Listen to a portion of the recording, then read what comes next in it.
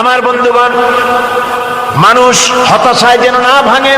গুনাহ করেছে, গুনাহ করার কারণে কোন মুমিন যেন হতাশায় ভেঙে না পড়ে, সেই জন্য আল্লাহ তাকে বলেছেন লা তাকনাতু মির রাহমাতিল্লাহ। বান্দারে, আমার রহমত থেকে মায়ুস হইস না, নিরাশ হইস না। আমি রহমান, আমি রহিম। জোরে কোন সুবহানাল্লাহ। আমার বন্ধু, আপনারা কোন পৃথিবীতে কে আছে এমন, কোন সত্তা আছে এমন যে অপরাধীকে দেখে বলে আয় তোরে মাফ করে দেব? আছে কেউ এমন? বাপও বলে না। বাপও ছেলে যদি অপরাধ করে দেখে বলে না আয় মাফ করে দিই। অবশ্য মন চায় ছেলে মাফ চাক, তাহলে মাফ করে দিব। মাফ না চাও পর্যন্ত বাপেও ডাকে না, মাও ডাকে না যে অপরাধ করেছিস আয় মাফ করে দিই। জোরে বলেন, কেউ বলে? আকাশ ও জমিনে একমাত্র মেহেরবান সত্তা আমার রব্বুল আলামিন। মানুষ যখন গুনাহ করে রব্বুল আলামিন বলে বান্দারে গুনাহ করেছিস আমার সামনে আয়, গুনাহ মাফ চা, চোখের পানি ফেলাম। যত বড় গুনাহ তোর হোক না কেন আমি রব্বুল আলামিন তোর গুনাহ খাতাকে মাফ করে দেব। কিভাবে মাফ করব? মানুষ যদি কোনো অন্যায় করে, অপরাধ করে, চুরি করে, ডাকাতি করে, পুলিশ তাকে অ্যারেস্ট করে, থানায় তার নাম লেখা হয়ে যায়, কয়েক বছর জেল খাটার পরে মুক্ত হলো, কিন্তু থানার ব্ল্যাক লিস্টে দাগি খাতায় যে নাম থাকলো ওই নাম কাটা যায় না। আবার অপরাধ করলো, আবার জেল হলো, আবার মুক্ত হলো, থানায় আরেকবার নাম লেখা হলো। যতবার অপরাধ করবে ততবার থানায় নাম লেখা যাবে, জেল খাটবে, জরিমানা দেবে, কিন্তু কালো খাতা থেকে তার নাম মোছা হবে না। আল্লাহ রাব্বুল আলামিনের অফিসের কাণ্ড ভিন্ন। কোন মানুষ যদি অপরাধ করে, গুনাহ করে যদি রব্বুল আলামিনের দরবারে বিনীতভাবে মাপ চায়, আল্লাহ রাব্বুল আলামিন বলেন শুধু গুনাহ মাফ করি না, গুনার খাতা থেকেও নামটা আমি আল্লাহ তোমার মুছে ফেলে দেই। গুনাহ আমার কাছে মাপ চাও, আমি আমাকে ডাকো, আমি তোমার কাছে আছি। وَإِذَا سَأَلَكَ عِبَادِي عَنِّي فَإِنِّي قَرِيبٌ।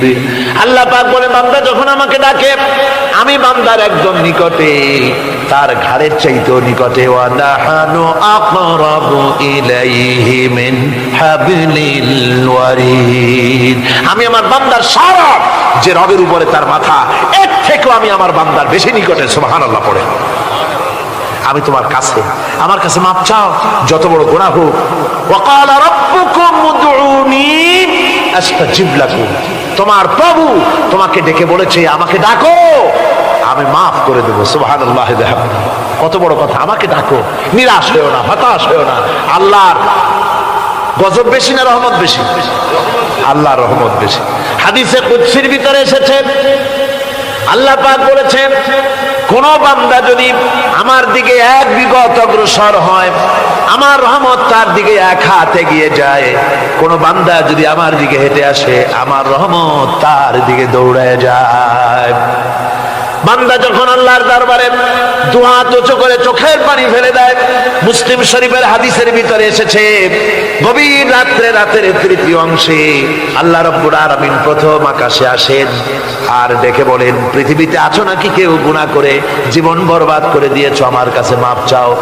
ঋণগ্রস্ত আছো, অসুস্থ আছো, অপমানিত আছো, কে আছো মাজলুম, আমাকে ডাকো, আমার কাছে বলো, আমি ডাকের সাড়া দেব, জীবনের আশা পূরণ করে দেব। ওই সময় যেই সমস্ত লোকেরা কাঁদে তাহাজ্জুদের নামাজ পড়ে, আল্লাহ জিজ্ঞেস করেন ফেরেশতারা অমুক অমুক দেশে অমুক অমুক বান্দারা কাঁদে কেন? ফেরেশতারা বলে রব্বুল আলামিন তুমি তো ভালো করে জানো। আল্লাহ বলেন জানি, তবুও তোমাদের মুখে শুনতে চাই। তারা বলে রব্বুল আলামিন তোমার এই বান্দা গুনাহ করেছে, গুনার জন্য মাপ চায়, জাহান্নাম থেকে বাঁচতে চায়। আল্লাহ পাক বলেন ফেরেশতারা আমার এই বান্দারা আমারে দেখেছে নাকি? বলে দেখে নাই। বলে আমার দোজখ দেখেছে নাকি? বলে না, তাও দেখে নাই। আমার বেহেশত দেখেছে নাকি? বলে না, তাও দেখে নাই। আল্লাহ পাক বলেন ফেরেশতারা সাক্ষী থাকো, ওরা আমাকে দেখে নাই, আমার বেহেশত দোজখ কিছুই দেখে নাই, শুধুমাত্র আমার নবীর কথা, আমার কোরআনের কথা বিশ্বাস করে আরামের ঘুমকে হারাম করে যেভাবে তারা কাঁদতেছে, সাক্ষী থেকে যাও ফেরেশতারা, আমার রহমতের দরিয়ায় জোশ মেরেছে, আমার ওই ক্রন্দনরত বান্দাগুলিকে আমি আল্লাহ মাফ করে দিলাম। সুতরাং মুমিন বান্দা যারা, আল্লাহর মুমিন বান্দা যারা, এই ইমানের কোয়ালিটি, এটাও হতাশায় নিরাশায় ভেঙে পড়বে না। গুনাহ তো মানুষই করে, গুনাহ হয়ে গেছে, মাপ চাও। তোমার গুনাহ কদ্দুর? তোমার গুনাহ যদি হয় পাহাড় সমান, আল্লাহর রহমত আকাশ সমান। জাহান্নামের কঠিন শাস্তি থেকে বাঁচতে হলে আল্লাহর প্রতি ঈমান আনতে হবে। আর ঈমান আনলে যে কোয়ালিটিগুলি হওয়া উচিত, সেগুলি আমি আপনাদের সামনে আলোচনা করছি। এরপর আরেকটি কোয়ালিটি হবে মুমিনের, তা হলো কঠোর কঠিন বিপদে অবিচল থাকবে, বিপদে ভেঙে পড়বে না। বিপদ আপদ, শত্রুতা, ক্ষয় ক্ষতি যা কিছু হয় সবই আল্লাহর পক্ষ থেকে, এটা মেনে নিতে হবে এবং ধৈর্য ধারণ করতে হবে। বিপদ মুসিবত শুধু উম্মতের জন্য নয়, দুনিয়ার সমস্ত নবীদের বিপদ এসেছে, হয় নাই? নবীদের বিপদ আসে নাই?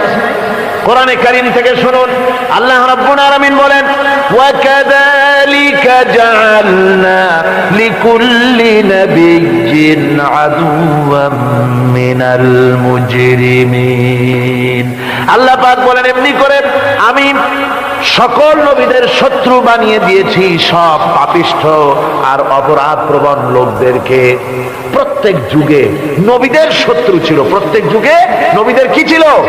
শত্রু ছিল। সে শত্রু কারা ছিল?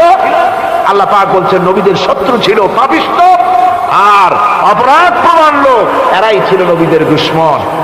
রাসূলগণের অবস্থা যদি এই হয়, তাহলে তার উম্মত, ওই দিনের ধারক বাহক যারা, তাদের বুঝি বিপদ আপদ হবে না? নাকি হবে কিনা? তো ইসলামের বিরোধিতা যারা করে, কোরআনের পরিভাষায় বলা হয়েছে ইসলামের দুশমন, নবীদের দুশমন।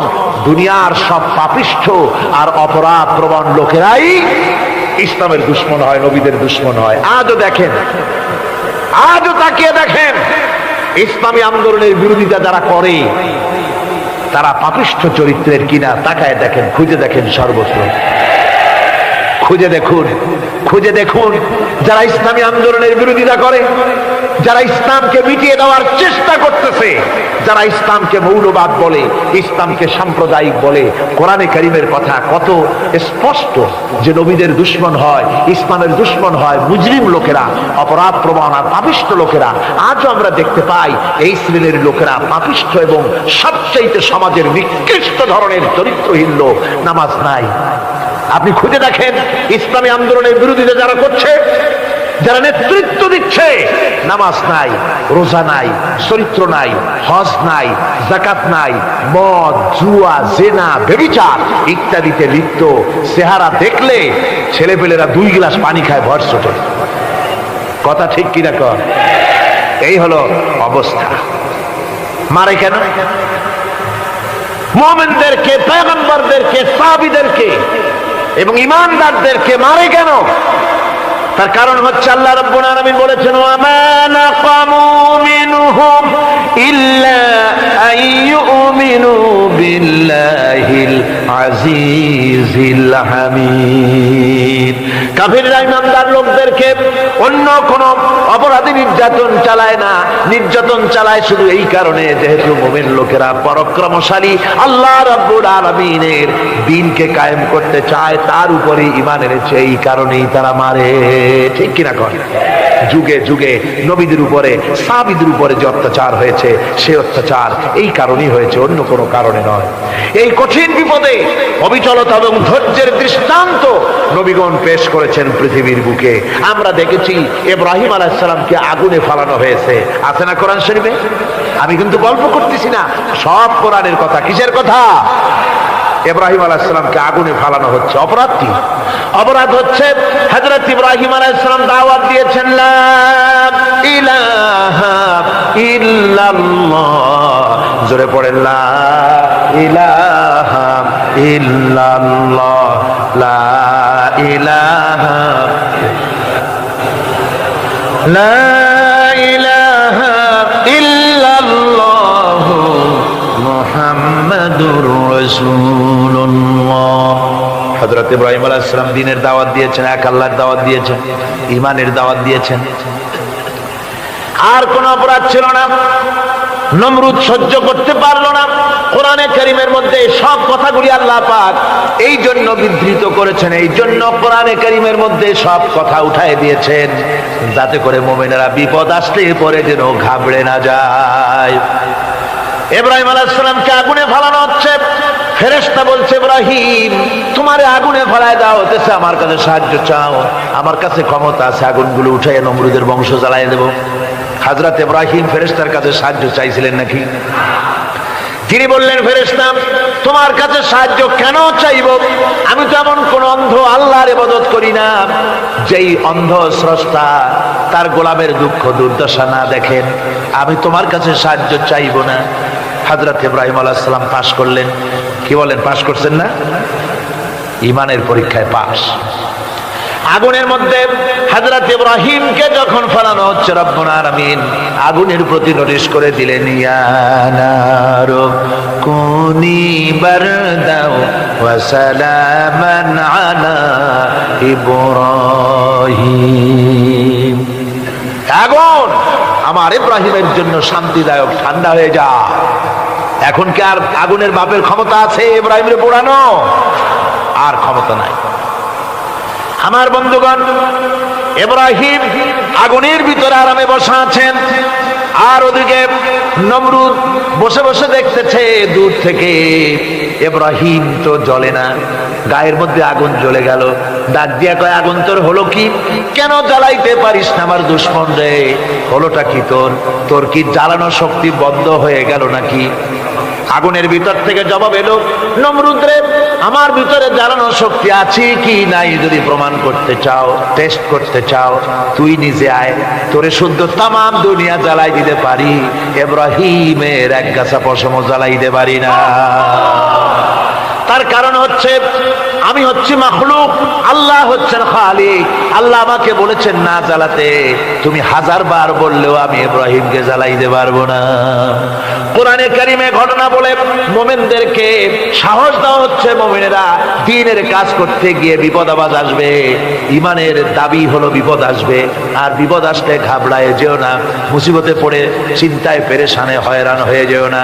বিশ্বকবি আল্লামা ইকবাল কি সুন্দর করে বলেছেন, আজ ভি हो जो इब्राहिम का इमा पैदा आग कर सकती है एक अंदाज गुलिस्तान पैदा।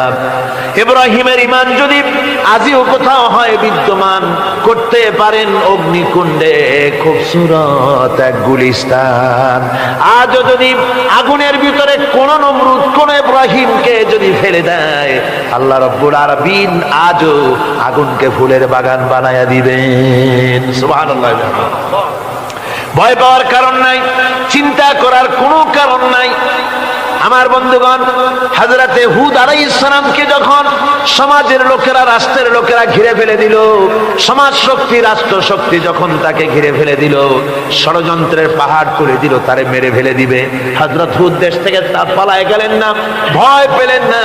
হযরতে হুদ আলাইহিস সালাম বললেন, কোরআনে কারীমে হযরত হুদের কথা কোট করা হলো, ফাকিদুনি জামিআন সুম্মা লা তুনজিরুন। সম্মিলিতভাবে ষড়যন্ত্র করো আমার বিরুদ্ধে, সবাই মিলে ষড়যন্ত্র করো, সুম্মা লা তুনজিরুন, আর আমাকে এতটুকু অবকাশ তোমরা দিও না। ইন্নী তাওয়াক্কালতু আলাল্লাহি রাব্বি ওয়া রাব্বিকুম, আমি ভরসা করেছি সেই আল্লাহর উপরে যার কুদরতি হাতের ভেতরে, যিনি আমাদের রব তোমাদেরও রব, আর যার কুদরতি হাতের ভিতরে তামাম পৃথিবীর জানগুলি যার হাতে, সে আল্লাহর উপরে ভরসা করেছি। ষড়যন্ত্র যদ্দূর আছে করতে থাকো, আমি ষড়যন্ত্র পরোয়া করি না। সুবহানাল্লাহ। এটাই হলো মুমিনের কোয়ালিটি। শুধু ঈমান, লা ইলাহা ইল্লাল্লাহু মুহাম্মাদুর রাসূলুল্লাহ, গরুর গোশত খাই, আর রবিউল মাস আসতে পরে ইয়া নবী সালাম আলাইকা, ইয়া রাসূল সালাম আলাইকা, তারপরে গরম গরম জিলাপি আর রসগোল্লা খাইলাম খুব বেশি করিয়া, এর নাম মুমিন নয়। মুমিন হচ্ছে তার চলায় ফেরায়, উঠায় বসায় সাহসিকতার তার এক আন্দাজ তৈরি হবে সে। আমার ভাইয়েরা, বিপদে অবিচলতা আমাদেরকে পয়গম্বরেরা শিক্ষা দান করেছেন। আমরা দেখতে পেয়েছি বিশ্বনবী জনাবে মুহাম্মদুর রাসূলুল্লাহ সাল্লাল্লাহু আলাইহি ওয়াসাল্লাম হিজরতের রাত, কাফেররা চতুর্দিকে দাঁড়ানো। হযরত জিবরাইল এসে বলেন, ইয়া রাসূলুল্লাহ, হে কাফেররা চতুর্দিকে ঘিরে দাঁড়িয়েছে, গভীর রাত, এখন হাতে তাদের তরবারি, সকাল হলে পরেই তারা আপনাকে মেরে ফেলে দিবে, তাড়াতাড়ি ওঠেন, মদিনার দিকে চলে যান। আল্লাহ নবী ঘুমের থেকে জেগে হযরত আলীকে ডেকে বলেন, আলী, আল্লাহ অর্ডার করেছেন আমি মদিনায় চললাম, আমার বিছানার পরে আমার চাদর গায়ে দিয়ে শুয়ে থাকো। হযরত আলী বলেন, আল্লাহর হাবিব, আপনার চাদর গায়ে দিয়ে ঘুমিয়ে থাকবো, সকালবেলায় কাফির বেঈমানেরা আপনার বিছানার পরে আপনার চাদর গায়ে দেওয়া অবস্থায় আমি আলীকে তারা মুহাম্মদ মনে করবে, আর আমি আলীকে নবী মনে করে তারা তাদের তরবারি দিয়া কেটে কেটে টুকরা টুকরা করে আমারে বিদায় করে দেবে দুনিয়া থেকে। এতটুকুনো পরোয়া করি না, বরং আমার দিলের মধ্যে এটাই তৃপ্তি থাকবে যে আমি আলীর জীবনের বিনিময় আল্লাহর হাবিব দুনিয়ায় বেঁচে আছেন। নবীজি ঘরের থেকে বেরোলেন, চতুর্দিকে কাফেররা দাঁড়ানো। আল্লাহ নবী হাতে এক মুষ্টি বালু হাতে নিয়ে শাহাতেল বজু পড়ে তিনবার দম করে বালুগুলো ছেড়ে দিলেন। বালিগুলি ঘরের চতুর্দিকে কাফেরদের চোখে চলে গেল। পরবর্তী সময় রব্বুল আলামিন ডেকে বলেন, নবীরে, বালি যখন নিক্ষেপ আপনি করেছিলেন জোড়াগুলি, আপনি তো শুধু নিক্ষেপ করেছিলেন, কিন্তু চতুর্দিকে কাফেরদের চোখে গেল কেমনে? একদিকে মেরেছিলেন, সেই দিকেই তো যাওয়ার কথা ছিল, চতুর্দিকের কাফেরের চোখে চোখে সেগুলো পৌঁছে গেল কেমনে? ওয়ামা রামাইতা ইদ রামাইতা ওয়ালাকিন্নাল্লাহ রামা। আপনি নিক্ষেপ করেন নাই, যখন আপনি নিক্ষেপ করেছিলেন আপনি তো শুধু বালুকণা ছেড়েছেন, আর ওই বালুকণাগুলি ঘরের চতুর্দিকে সব কাফেরদের চোখে পৌঁছবার দায়িত্ব আমার কুদরত গ্রহণ করেছিল। আমার ভাইরা, নবীজি বিপদে, এতগুলি শত্রু তরবারি নিয়ে তিনি বিপদে ধৈর্য হারা হন নাই, আস্তে করে ঘরের থেকে বেরিয়ে হযরত আবু বকরের বাড়িতে গিয়ে হাজির। দরজায় গিয়ে আওয়াজ দিলেন, আবু বকর। অমনি দরজা খুলে গেল, লাব্বাইক ওয়া সাদাইক। হুজুর বলেন, আবু বকর রে, একটা ডাকে কেমনে সাড়া দিলে? তুমি কি ঘুমাইছিলে না? হযরত আবু বকর বলেন, হুজুর, আপনি বলেছেন আমাকে নিয়ে হিজরত করবেন, আমি মনে মনে চিন্তা করেছি, না জানি কত রাত্রে নবীজি আসেন, উঠতে যদি আমার দেরি হয়ে যায়, নবীজি যদি দরজার কাছে দাঁড়ায় দাঁড়ায় আমারে ডাকাডাকি করে, আর আমি যদি ঘুমায় থাকি, তাহলে আল্লাহ নবীর সঙ্গে বেয়াদবি হয়ে যাবে। এই মনে করে বিছানায় না ঘুমাইয়া আপনার গলার আওয়াজ শোনার জন্য এই দরজার সঙ্গে পিঠ লাগাইয়া লাগাইয়া দাঁড়ায়া ঘুমাচ্ছিলাম। আল্লাহ নবী হযরত আবু বকরকে সঙ্গে করে নিয়ে চললেন মদিনার দিকে, উল্টা পথে রওনা করলেন। বারবার কাবা শরীফের দিকে তাকাতে লাগলেন। বুখারী শরীফে এসেছে, নবীজি বারবার কাবার দিকে তাকিয়ে বলতেছেন, রে কাবা, বড় আশা ছিল তোর কাছে থাকবো, তোর খেদমত করব, কিন্তু তোর নিষ্ঠুর সন্তানেরা তোর কাছে আমারে থাকতে দিল না রে। আল্লাহ নবী মিসফালা দিয়ে জাবালে কেদোয়ার উপর দিয়ে চলে গেলেন জাবালে সুরে। গুহার কাছে যখন গিয়েছেন, হযরত রক্ত হয়ে গেল। হযরত আবু বকর রাদিয়াল্লাহু তাআলা আনহু বলছেন, হুজুর, আর উপায় নাই, দিন হয়ে গেল, এখন বুঝি ধরা পড়ে যাব, ওই গুহার মধ্যে গিয়ে আশ্রয় নেই। তবে আপনি দাঁড়ান, গুহার ভিতরে পাহাড়িয়া গুহা, বিচ্ছু থাকতে পারে, সাপ থাকতে পারে, আমি আগে ঢুকি, যদি কোনো হিংস্র প্রাণী থাকে আমার উপর দিয়া আঘাত হয়ে যাক, আল্লাহর নবী হেফাজতে থাকুন। হযরত আবু বকর রাদিয়াল্লাহু তাআলা আনহু গুহার ভিতরে নামলেন। নেমে গুহা সাফ করে হুজুরকে ডাকলেন। হুজুর তাশরীফ ফরমালেন গুহার মধ্যে। হুজুর বলেন, আবু বকর, হেঁটে হেঁটে কষ্ট হয়ে গেছে, তুমি বসো, তোমার উরুর উপরে মাথা রেখে আমি একটু ঘুমায়ে যাই। আল্লাহর হাবিব ঘুমায় গেলেন। হযরত আবু বকর লক্ষ্য করে দেখেন চতুর্দিকে অনেকগুলি গর্ত দেখা যায়। এই গর্ত থেকে সাপ আসতে পারে, বিচ্ছু আসতে পারে মনে করে নিজের গায়ের চাদর ছিঁড়ে ছিঁড়ে গর্তগুলি বন্ধ করা শুরু করে দিলেন। কয়েকটা গর্ত বন্ধ করার মতো চাদর আর নাই, পাও দিয়ে চেপে ধরলেন।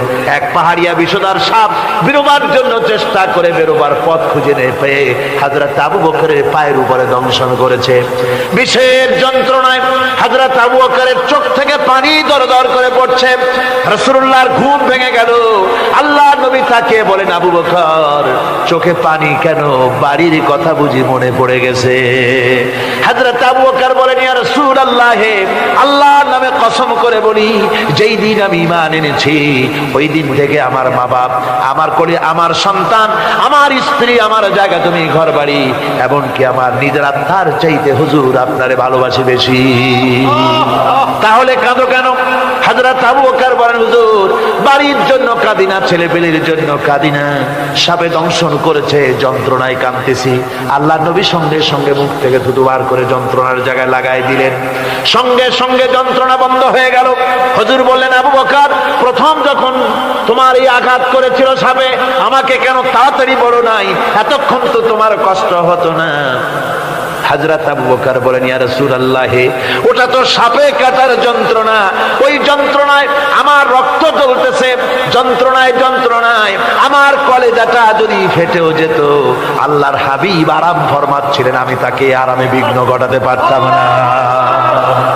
আমার ভাইয়েরা, হযরতে আবু বকর, হযরতে রাসূল দুজন বসে আছেন। এমনি সময় কাফের বেঈমানেরা খুঁজতে খুঁজতে জায়গা মতো এসে গেছে। একজনে বলে ভিতরে আছে, আর একজনে বলে নাই। পায়ের যদি থাকবে তাহলে মাকড়সায় জাল বুনালো কি করে, পাখি ডিম পেড়ে বসে আছে কি করে, তাদের সন্দেহ হতে লাগলো। এর মধ্যে নাই, একজন বলে আছে আর একজন বলে নাই। হযরত আবু বকর ভয়ের চোটে কেঁদে ফেলেছেন, হুজুর আর উপায় নাই। এই যে অবস্থান, এই অবস্থার ভিতরে, এই অবস্থার ভেতরেও আল্লাহ নবী এতটুকু ঘাবড়ে যান নাই। শত্রুরা তরবারি নিয়ে এসেছে, সুযোগ পেলেই একটু তাকারি দেখতে পাবে, তুলে মেরে ফেলে দেবে। আল্লাহর হাবিব মোটেই ধৈর্য হারালেন না, এতটুকু হতাশ হলেন না। আল্লাহ পাকের হাবিব তার সাথীকে কি বললেন? তখন কোরআনে কারীম সূরা তাওবার মধ্যে আল্লাহ তা উদ্ধৃত করেছেন মুমিনদের জন্য, ইযহুমা ফিল গার ইয ইয়াকুলু লিসাহিবিহি লা তাহজান ইন্নাল্লাহা মা'ানা। ও আমার সাথী, ও বন্ধু, ভয় করো না, চিন্তা করো না, আমরা মাইনরিটি নই, আমরাই মেজরিটি। তার কারণ আল্লাহ আমাদের সাথে আছেন। সুবহানাল্লাহ, আল্লাহ আমাদের সাথে আছে।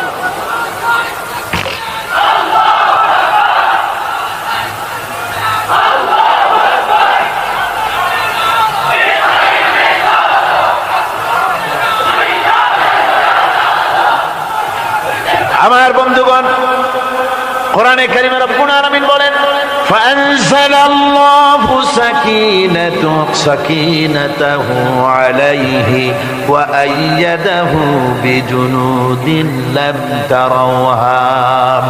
আল্লাহ পাক তার মনের মধ্যে গভীর প্রশান্তি এবং স্বস্তি দান করলেন, আর এমন সৈন্য দিয়ে সাহায্য করলেন যে সৈন্যদেরকে তোমরা দেখতে পাও না।